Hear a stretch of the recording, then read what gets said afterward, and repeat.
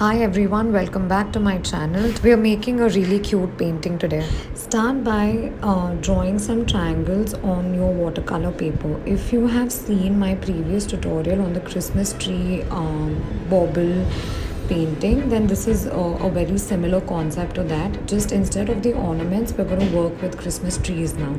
Once you're done with the triangles, take a candle, a white candle, and make patterns inside the triangles. You can try any patterns that you like, diagonal lines, checked lines, circles. The choice is yours. All the materials are linked in the description box below. Once you're ready with all the lines made from the candle, start adding in the paint of your choice. I have used multiple shades of green to give it a very nice Christmassy look and to give a very nice shading to it. So you can try as many colors as you like. Give it some time to dry, and after that you can choose glitter, or you can use metallic paints to make stars on top of the Christmas tree. I have used golden metallic watercolor paint to make the stars on top of my Christmas tree.